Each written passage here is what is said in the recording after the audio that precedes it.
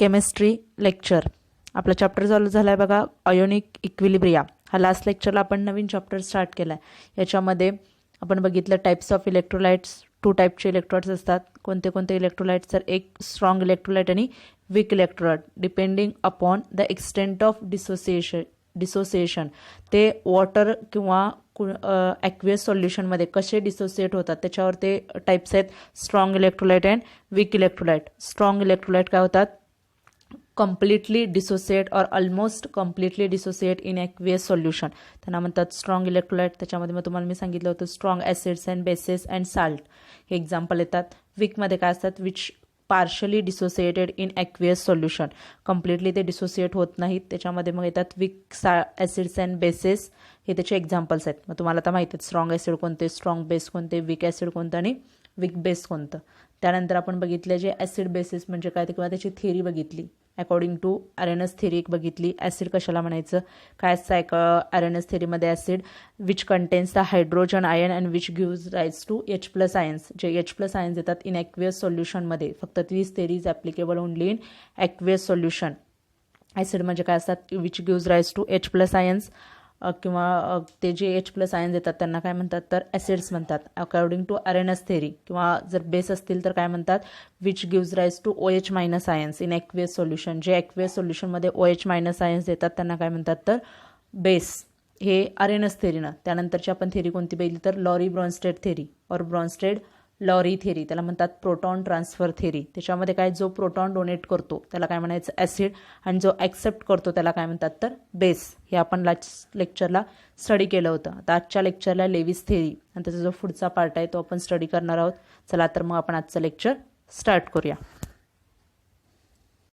A more generalized acid-base concept was put forward by Jean Lewis in 1923. According to this theory, acid and bases are defined as follows. According to Lewis theory, acid and base कसे define केले जातात बघा. acid, any species that accepts a share in an electron pair is called Lewis acid. काय करतं? accept. बघा lorry ब्रॉन्स्टेडमध्ये काय होतं? Proton donor आणि प्रोटॉन ॲक्सेप्टर. प्रोटॉन डोनेट जे करतात ते ॲसिड असतात, प्रोटॉन ॲक्सेप्ट करतात ते काय असतात? तर बेस असतात. पण अकॉर्डिंग टू लेविस थेरीनुसार काय, तर any species that accept a share in a electron pair काय करतं? ते इलेक्ट्रॉन पेअर ॲक्सेप्ट करतं. इलेक्ट्रॉन पेअर ॲक्सेप्टर, शॉर्टमध्ये जर लक्षात ठेवायचं झालं तर काय लक्षात ठेवायचं? Electron pair acceptor. A species that accept a share in an electron pair is called Lewis acid.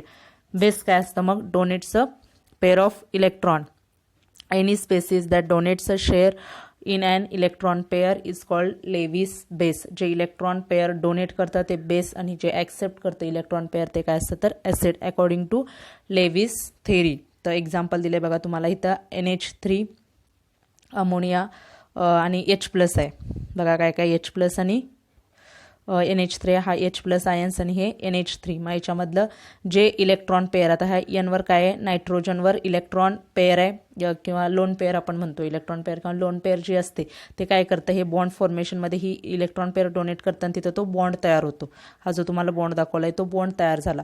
मग ह्यानं काय केलं? ही इलेक्ट्रॉन पेअर ॲक्सेप्ट केली, हायड्रोजननं इलेक्ट्रॉन पेअर ॲक्सेप्ट केली म्हणून ते काय झालं? ॲसिड. आणि ह्याने जी डोनेट केली नायट्रोजननं ती इलेक्ट्रॉन पेअर डोनेट केली म्हणून ते काय होतं? तर बेस. आणि त्याच्यामध्ये शेअरिंग होऊन बॉन्ड तयार होतो. काय मॉलिक्यूल झाला? NH4+ तयार झाला. हे काय होतं? तर तुमचं बघा ॲसिड आणि बेस समजला. अकॉर्डिंग टू लेविस थेरी जे इलेक्ट्रॉन पेअर ॲक्सेप्ट करतात ते ॲसिड आणि जे डोनेट करतात ते बेस. तर खाली दुसरं पण एक्झाम्पल दिले तुम्हाला. BF3 आणि NH3 हे 2 एक्झाम्पल आहेत बघा. BF3 आणि NH3. तर याच्यामधले नायट्रोजनवरची जी लोन पेअर आहे किंवा इलेक्ट्रॉन पेअर आहे ती कोण ॲक्सेप्ट करतं? तर बी ॲक्सेप्ट केल्यामुळे ह्या दोन्हींमध्ये असा बॉन्ड तयार होतो. ह्याने ॲक्सेप्ट केली म्हणून हे झालं ॲसिड, ह्याने डोनेट केली, ह्याने डोनेट केली म्हणून ते काय झालं? तर बेस. हे तुम्हाला त्याचं स्ट्रक्चर दाखवले. समजलं का बघा? लेविस थेरी. जे इलेक्ट्रॉन पेअर ॲक्सेप्ट करतात ते काय असतात? ॲसिड, आणि जे डोनेट करतात इलेक्ट्रॉन पेअर ते काय असतात? तर बेस असतात. Amphoteric nature of water. Water has the ability to act as an acid as well as base. वॉटरला दोन्ही ॲबिलिटी असतात. एक तर काय ॲक्ट होतं ते acid as well as base. आता ॲम्फो म्हणजे बोथ. ॲम्फिबियन्स हा शब्द तुम्हाला गेला असेल. बोथ ॲम्फो म्हणजे काय असतं, हे ॲसिड आणि बेस दोन्ही दाखवतो, म्हणून ह्याला म्हणतात amphoteric nature of water. Water has the ability to act as an acid as well as base. Such behaviour is known as amphoteric nature of water. त्या बिहेवियरला काय म्हणतात तर ॲम्फोटेरिक नेचर ऑफ वॉटर. म्हणजे ते दोन्ही कोण ॲक्ट होतं, ॲसिड किंवा बेस. ह्या प्रॉपर्टी जी वॉटरचे त्याला काय म्हणतात amphoteric nature of water. For example H2O plus NH3. H2O liquid आहे प्लस NH3 काय मिळतं आपल्याला OH minus ions plus NH4 plus. आता H2O मधले जे आयन्स असतात बघा, कुठले आयन्स असणार आहेत, H प्लस आणि OH मायनस. H2O मधले आयन्स H प्लस आणि OH मायनस. मग आता हे NH3 काय करतं, बेस आहे, H प्लस आयन्स घेतात. According to Lowry Bronsted theory H plus ions काय करतं तर ते ॲक्सेप्ट करतं. मग H प्लस आयन्स हे ॲक्सेप्ट केल्यानंतर तिथं काय होतं, NH4 प्लस होतो आणि हे OH मायनस ॲज अ बाहेर पडतात. मग हे काय म्हणतं तुमचं, आता ह्याने डोनेट केलेत, H प्लस आयन डोनेट केलं म्हणून हे काय झालं ॲसिड, आणि आता इथं OH मायनस आहे बाहेर पडले, हा त्याचा बेस झाला. आपण म्हणतो कॉन्जुगेट ॲसिड बेस पेअर, ह्याचा बेस. आणि हे NH3 काय होणार आहे, आता ॲक्सेप्ट केलं म्हणून बेस होणार आणि NH4 प्लस. आता ह्याच्यापासून हे ॲसिड तयार झालं, त्यामुळे हे लॉरी ब्रॉन्स्टेड थेरीनुसार आहे. जे H प्लस डोनेट करणार ते काय होईल, ॲसिड होईल, आणि जे ॲक्सेप्ट करेल ते बेस. मग आता H2O प्लस NH3 रिॲक्शन काय झाली तुम्हाला, OH मायनस आणि NH4. मग आता इथं H2O काय ॲक्ट झालं तर ॲज अ ॲसिड म्हणून ॲक्ट झालं. H प्लस काय केला त्यानं डोनेट केला. त्यानंतर तर नेक्स्ट बघा खाली H2O प्लस HCl. जेव्हा ते बेसच्या कॉन्टॅक्टमध्ये असतं, वॉटर जेव्हा बेससोबत रिॲक्शन करतात. आता इथं अमोनिया काय बेस आहे, फर्स्ट रिॲक्शन बघा, अमोनिया काय बेस आहे. जेव्हा वॉटर बेससोबत रिॲक्शन करतं तेव्हा ते काय म्हणून ॲक्ट होतं तर ॲसिड म्हणून ॲक्ट होतं. आणि जेव्हा ॲसिडसोबत रिॲक्शन करतं तेव्हा ते काय होतं, बेस म्हणून ॲक्ट होतं. मग H2O प्लस HCl बेस आहे. मग आता इथं काय होतं तर तुमच्या H प्लस आणि OH मायनस आहे ना, तर याच्यामध्ये H प्लस कोण डोनेट करतो तर HCl मधलं H प्लस आयन डोनेट करतं. ॲसिड जे असतं ते H प्लस आयन डोनेट करतं, आणि तुमचं जे H2 आहे त्याच्यामध्ये एक H प्लस ॲड होतो आणि H3O प्लस तयार होतो, आणि Cl मायनस हा बेस तयार होतो. म्हणजे ह्याने काय केलं, ॲक्सेप्ट केलं H प्लस आयन, म्हणजे हा काय झाला तर तुमचा बेस झाला. जेव्हा H प्लस आयन ॲक्सेप्ट करणार तेव्हा बेस. समजलं का बघा, amphoteric nature of water as base किंवा ॲसिड म्हणून पण ते ॲक्ट होतं. जेव्हा बेससोबत रिॲक्शन होते वॉटरची तेव्हा ते ॲसिड म्हणून ॲक्ट होतं.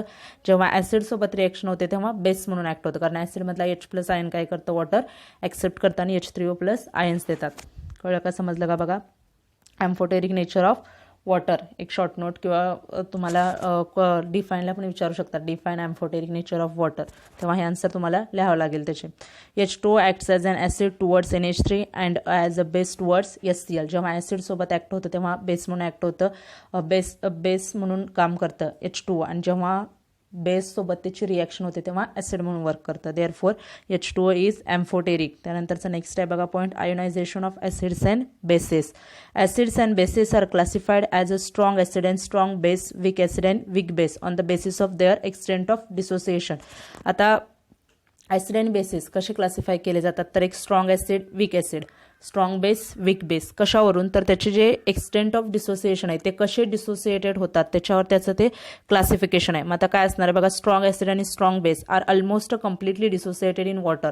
जे स्ट्रॉंग ॲसिड आणि स्ट्रॉंग बेस आहेत ते ऑलमोस्ट कम्प्लिटली काय होतात, डिसोसिएट होतात वॉटरमध्ये. जसं स्ट्रॉंग इलेक्ट्रोलाइट आपण म्हणतो तसंच आहे, स्ट्रॉंग ॲसिड आणि स्ट्रॉंग बेस काय होतात, almost completely dissociate in water. त्याचे जे आयन्स असतात ते कम्प्लिटली काय होतात, डिसोसिएट होतात.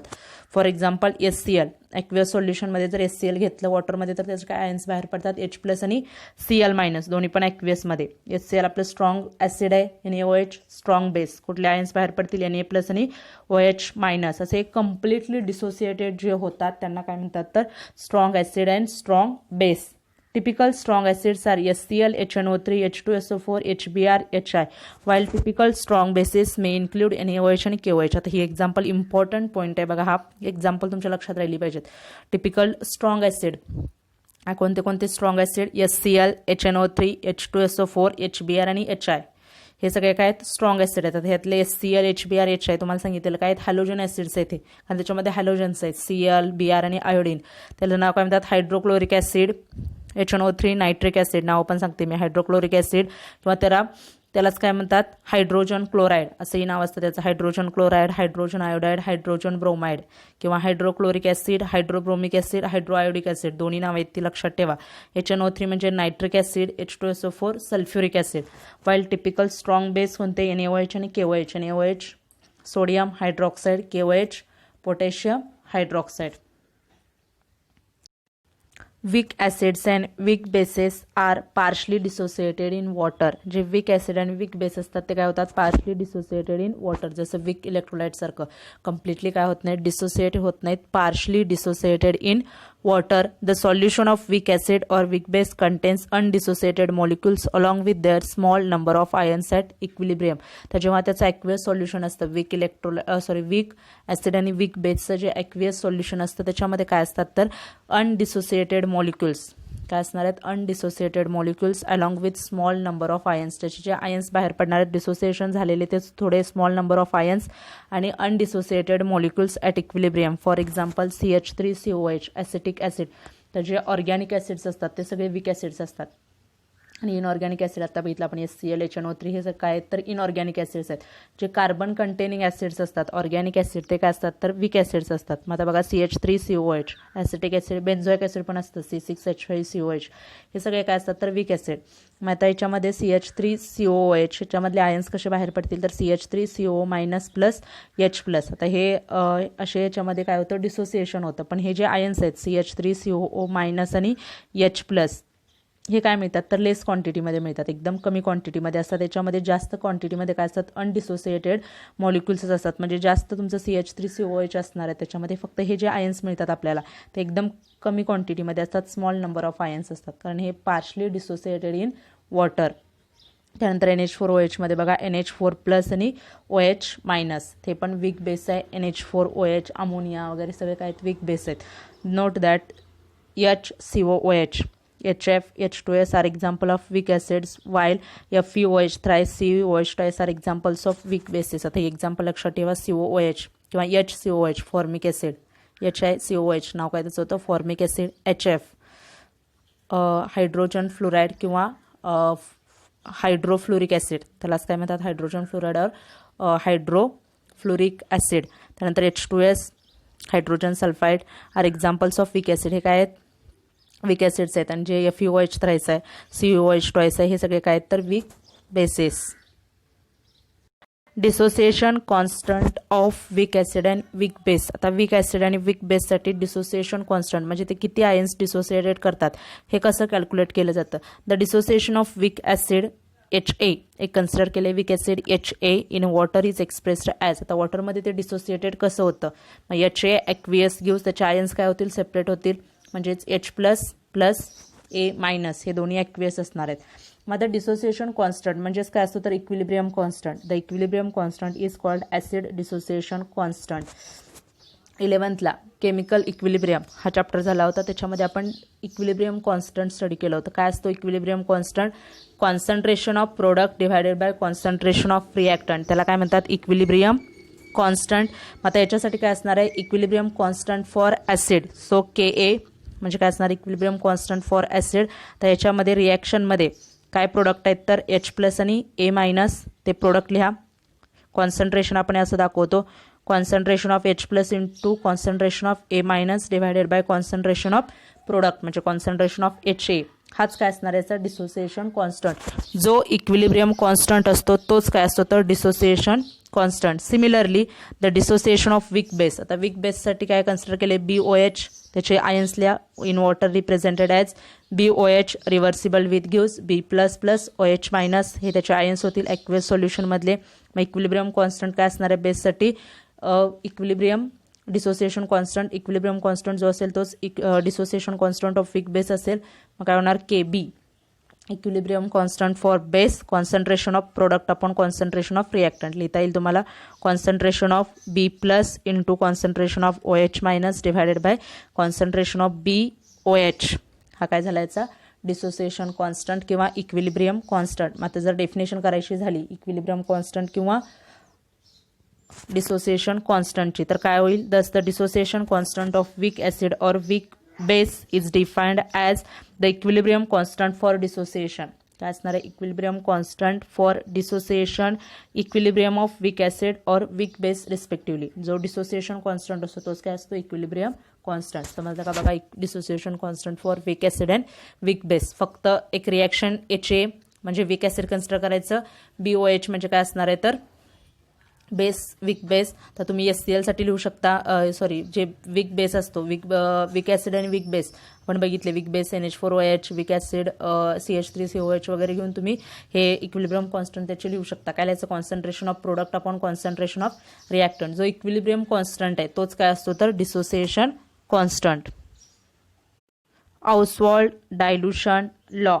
Arrhenius concept of acid and bases was expressed quantitatively by F.W. Ostwald in the form of dilution law in 1888. आता हा जो लॉ आहे ऑस्वाल्ड डायल्युशन लॉ, जी अरेनसची कन्सेप्ट आहे, अरेनस कन्सेप्ट ॲसिड अँड बेस म्हणजे काय, अरेनसची कन्सेप्ट बघा, ज्याच्याकडे H+ आयन्स असतात किंवा हायड्रोजन असतो आणि जे H+ आयन्स देतात gives rise to H+ ion in aqueous solution are called acid, आणि जे OH- ॲक्वियस सोल्युशनमध्ये देतात त्यांना काय म्हणतात तर बेस. ही जी अरेनसची कन्सेप्ट आहे ती क्वांटिटेटिव्हली कुणी एक्सप्रेस केली तर F.W. ऑस्वाल्डनं इन 1888. त्यालाच म्हणतात तर Ostwald dilution law. The weak acid, consider an equilibrium of a weak acid HA that exists in aqueous solution partially as the undissociated species HA and partially H+ and A- ions. तर weak acid असलं तर काय म्हणतो आपण, partially dissociated in water. मग त्याचे जे ions मिळतात, जे इक्विलिब्रियम कंडिशनमध्ये अनडिसोसिएटेड मॉलिक्युल्स पण असणार आहेत आणि जे आयन्स होतात ते पार्शली आयन्स पण असणार आहेत, म्हणजे H+ पण असेल, A- पण असेल, आणि जे HA जो मॉलिक्युल आहे अनडिसोसिएटेड स्पेसिस आहे त्याचे पण काय असणार आहेत, त्याच्यामध्ये आयन्स असतील वीक ॲसिडमध्ये. मग आता ती रिॲक्शन देऊया आपण. Weak acid HA reversible with gives H++ A-. मग जेव्हा इक्विलिब्रियम कंडिशन असते तेव्हा तुमचं काय असणार, हे पण आयन्स असतील, हे पण असतील, आणि हा HAचे पण मॉलिक्युल असतात अनडिसोसिएटेडचे. The acid dissociation constant is given by. आता हे डिसोसिएशन कॉन्स्टंट म्हणजेच काय असतो, इक्विलिब्रियम कॉन्स्टंट जे आपण आत्ताच बघितलं. मग ते काय येणार, Ka is equal to concentration of H+ into concentration of A-, concentration of product upon concentration of reactants upon concentration of HA. हा काय झाला, इक्विलिब्रियम कॉन्स्टंट किंवा ॲसिड डिसोसिएशन कॉन्स्टंट त्याला म्हणतात. Ka लिहिले म्हटलं इक्विलिब्रियम कॉन्स्टंट फॉर A किंवा acid dissociation constant. Suppose 1 mole of an acid HA is initially present in VDM³ of the solution. स्टार्टिंगला काय, 1 मोल ऑफ ॲसिड HAचे किती मोल आहेत, 1 mole of acid HA is initially present in a volume VDM³ of the solution. Initially किती present आहेत तर VDM³ of the solution. At equilibrium fraction dissociated would be infinity किंवा alpha. लक्षात ठेवा, त्याला काय म्हणायचं, अल्फा जो फ्रॅक्शन असेल at equilibrium the dissociated would be alpha, where alpha is the degree of dissociation of acid. Alpha काय तर degree of dissociation of acid. The fraction of an acid is that remains undissociated would be 1 - alpha. आता बघा काय सांगितलं तर 1 mole of acid HA is initially. आता 1 मोल म्हणजे काय असणार आहे तुमचं, इनिशियली हा जो आहे व्हॉल्यूम HA काय असेल 1 मोल. बघा HA काय 1 मोल आहे किती, VDM³ला. मग तुमचे HA किती होतात डिसोसिएटेड झाल्यानंतर, हे जे आयन्स आहेत ते काय असतात तर अल्फा. हे जे दोन्ही जे डिसोसिएशन होणारे आयन्स आहेत, डिसोसिएटेड जे होतात ते काय असतात अल्फा. म्हणजे अनडिसोसिएटेड असतील, आता हे टोटल काय 1 मोल आहे आणि हे काय झाले एवढे डिसोसिएट झालेले आहेत, मग हे काय असेल अल्फा. म्हणजे तुमचे अनडिसोसिएटेड मॉलिक्यूल राहतील ते काय राहतात तर 1 - अल्फा. याच्यातून हे गेल्यानंतर तुमचे अनडिसोसिएटेड राहतील, कारण हा सुरुवातीचं तुमचे मोल्स आणि त्याच्यानंतर जेव्हा डिसोसिएट झालेले किती आहेत अल्फा, त्याच्यातून तुम्ही हे मायनस केले मोल्स, तर तुमचे काय निघतील अनडिसोसिएटेड जो मॉलिक्यूल आहे HA त्याचे ते मोल्स निघतील 1 - अल्फा. समजलं का बघा तुम्हाला कन्सेप्ट. व्ही काय व्हॉल्यूम ऑफ सोल्युशन आहे, टोटल व्हॉल्यूम जो असेल ते. मग 1 मोल सुरुवातीला किती, स्टार्टिंगला काय असतील तुमचे HAचे मोल किती असतात 1 मोल असतात. जेव्हा ते डिसोसिएटेड होतील, एक आता वीक असल्यामुळे काय होतं त्याच्यामध्ये डिसोसिएटेड मॉलिक्यूल पण असणार आणि अनडिसोसिएटेड पण असणार. म्हणजे डिसोसिएटेड होणारे जे मॉलिक्युल्स आहेत ते काय असतात अल्फा, H+ आणि A-. ते जे काय तर अल्फा आहे, ते अल्फा जेवढे तुम्हाला असतील ते काय, जर तुम्ही 1 मधनं मायनस केला 1 - अल्फा असेल ते काय येणार तुमचे अनडिसोसिएटेड मॉलिक्युल्स ऑफ HA. हे बघा इथं तुम्हाला आता हे चार्टमध्ये पण दिलंय, HA reversible with gives H++ A-. आता हे जे आयन्स असतात स्टार्टिंगला काय असणार आहे तुमचं जे 1 मोल असणार आहे HA amount of present in equilibrium मोल. तर इक्विलिब्रियम कंडिशनला काय असेल H+ आणि A- दोन्ही काय असतात अल्फा अल्फा असतात. आणि त्याचं जे 1 - अल्फा मी तुम्हाला आत्ता सांगितलं कसं असणार ते, HAचे मोल्स काय असतील 1 - अल्फा आणि हे दोन काय येतात तर HA आणि हे 1 - अल्फा, कारण स्टार्टिंगला काय असतं 1, त्यामुळे ह्याचे जे इक्विलिब्रियम कॉन्स्टंटमध्ये किंवा ॲक्वेस सोल्युशनमध्ये याचे मोल्स किती असतील HAचे तर 1 - अल्फा. त्यानंतरच काय दिलंय बघा, concentration at equilibrium mole per DM cube. आता कॉन्सन्ट्रेशन आपण कसं काढतो, C is equal to concentration म्हणजे काय असतं, number of moles dissolved in given volume of solution किंवा गिव्हन लिटर ऑफ सोल्युशन. जेवढे तुमचे नंबर ऑफ मोल्स असतील ते त्या व्हॉल्यूमला असतात, त्याला काय म्हणतात, तर त्याचं कॉन्सन्ट्रेशन म्हणजे सी इज इक्वल टू काय असतं, तर moles upon number of moles upon volume of solution.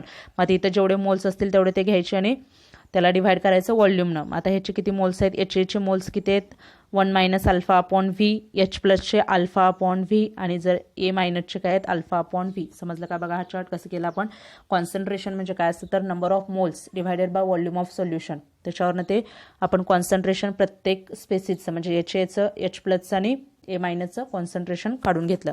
At इक्विलिब्रियमला आहेत हे, अगोदरचे नाहीत, स्टार्टिंगचे नाही, इक्विलिब्रियम कंडिशनमधले. कारण जेव्हा ॲक्वियस सोल्युशनमध्ये वीक ॲसिड किंवा वीक बेस आपण टाकतो तेव्हा त्यात अनडिसोसिएटेड मॉलिक्यूल असतात, त्यामुळे इथं त्याचं काय येतं, तर 1 मायनस अल्फा मोल्स येतात.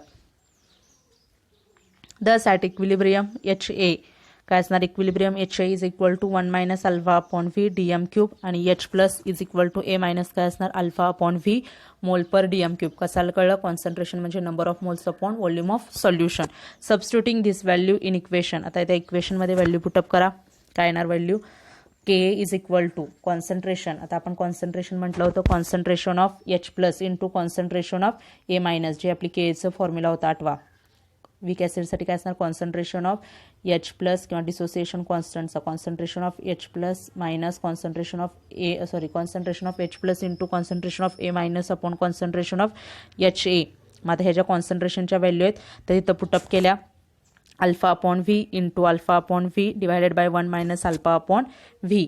ह्याच्या व्हॅल्यू कॉन्सन्ट्रेशनच्या ह्या बघा, या कॉन्सन्ट्रेशनच्या व्हॅल्यू तिथं पुटअप केल्या आपण, 1 मायनस अल्फा अपॉन व्ही आणि अल्फा अपॉन व्ही. तेच केलं, alpha upon V into alpha upon V divided by 1 minus alpha upon V.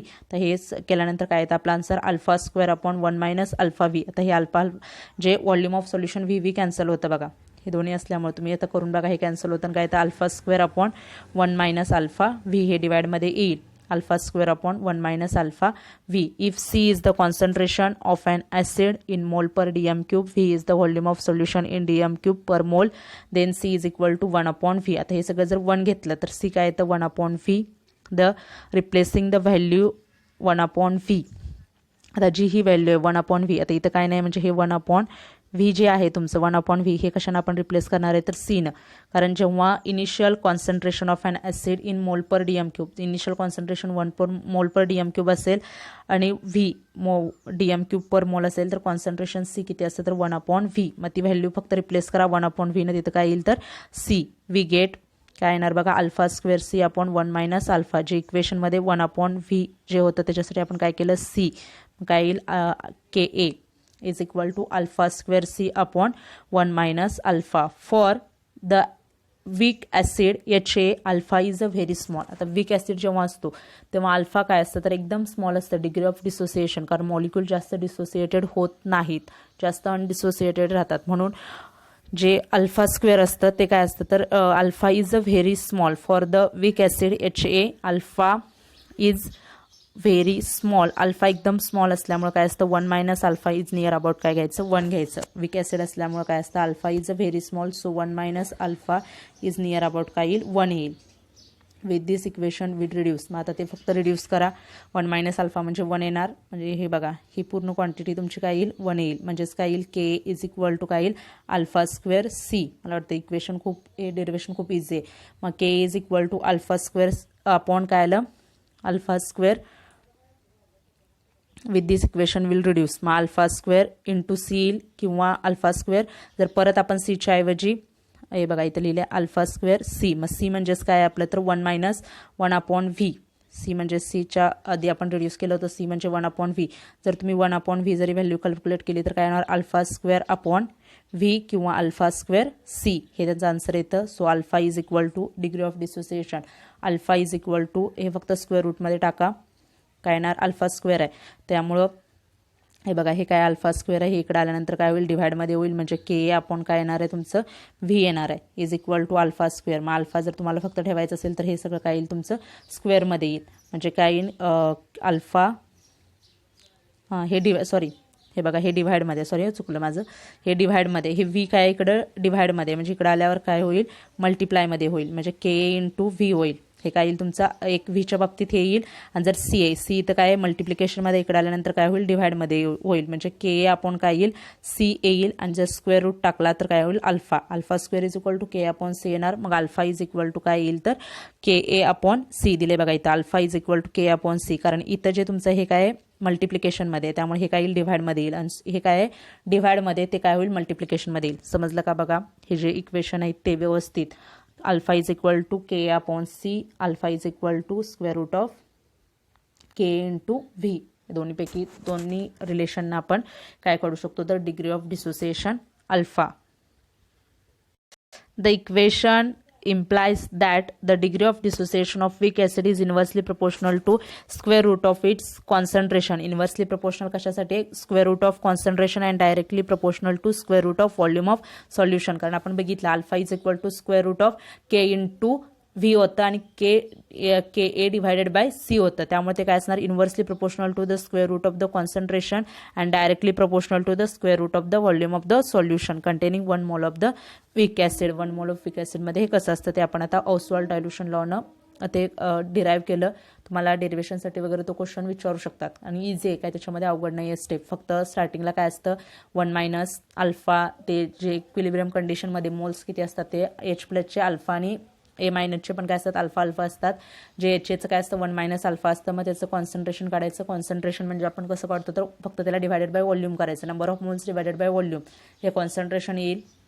परत तुमचा जो इक्विलिब्रियम कॉन्स्टंट आहे त्याच्यामध्ये, किंवा जो आपण वीक ॲसिडचा कॉन्स्टंट म्हणतो की डिसोसिएशन कॉन्स्टंट केच्या व्हॅल्यूमध्ये ते व्हॅल्यू पुटअप करायची, म्हणजे concentration of product of reactant, त्यामध्ये त्या व्हॅल्यू पुटअप करायच्या. त्याच्यानंतर ते आन्सर सोडवायचं आणि पुढं स्टेप ज्या आहेत त्या करत जायचं. एकदम इझी डेरिव्हेशन आहे ते.